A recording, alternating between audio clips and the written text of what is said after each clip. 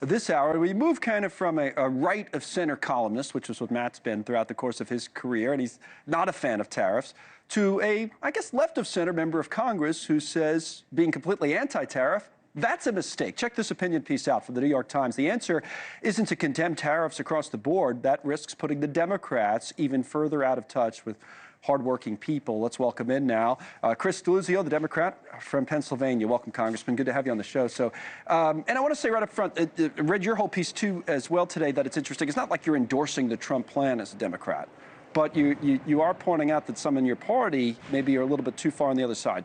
Make your case. Yeah, look, I think that tariffs are a tool. They can be abused and misused. We've seen that out of the president so far in this administration, or they can be used strategically alongside pro-worker, pro-manufacturing industrial policies. That's a big difference. It is a tool. I want to see them used against our adversaries like China, where they can be effective, sector by sector, industry by industry. But let's be clear. What we've lived through for the last several decades, it's been a bad bargain for American workers, for people who I represent in places like Western Pennsylvania. So we have to do something different on trade, and tariffs are one of those tools that we should make sure we're using strategically. That's not what I've seen the president do so far. The Democratic leadership has been taking a view that is pretty much all out against this, saying, oh, it's a terrible idea. For example, here's what Hakeem Jeffries said. Listen. This is not Liberation Day, it's Recession Day in the United States of America. That's what the Trump tariffs are going to do. Crash the economy, which has been happening since January 20th of this year.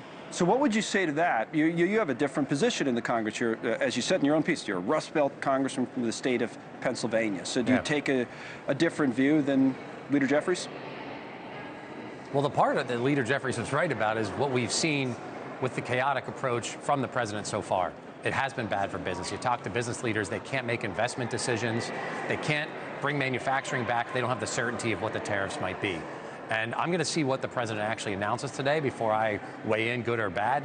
But I haven't seen an approach from this administration that has tied tariffs alongside and tied it to industrial policy, incentivizing our businesses to invest. Remember, we're competing on the global stage. Communist China is not shy about propping up their businesses, subsidizing their export industries, then flooding our markets. Tariffs alone can't fix that, but they are part of it. And again, I think Communist China is different than, say, our neighbors to the north in Canada, where we have mostly balanced trade. And there are some places, let's get tougher, let's renegotiate the trade deals. But tariffs alone aren't going to fix this. And let's look at Mexico as a good example. We've had mostly duty-free access to Mexico for a long time, since NAFTA. Is this, as you say, going back to NAFTA, is this fixable?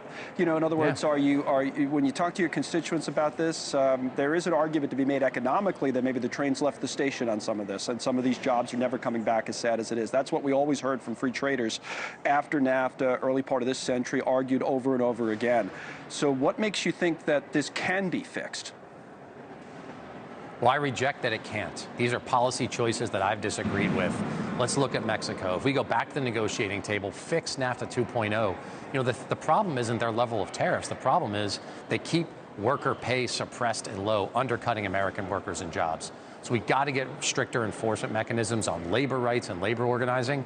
We can't allow countries like China to then get their products in through Mexico to undermine our own trade restrictions on China. So all of that, to me, let's be tough. Let's go back to the negotiating table. Remember, this is NAFTA 2.0 that President Trump negotiated, and we've seen our trade deficit balloon after that. We have to do a better job, and tariffs alone aren't going to do this. They're a tool, but they've got to be used strategically. Final thing, biggest fear today, maybe something that you might like from the president. What are you actually expecting? I don't know, and that's part of the problem. And I think you hear that from business leaders, you hear that from workers, the uncertainty. We need clarity, we need certainty, we need some strategy around the use of these tariffs. Again, I got to see it paired with pro-worker and pro-industrial policies. Thanks so much for watching. Just go to joinnn.com to find News Nation on your television provider. And don't forget to click the red subscribe button below to get more of News Nation's fact-driven, unbiased coverage.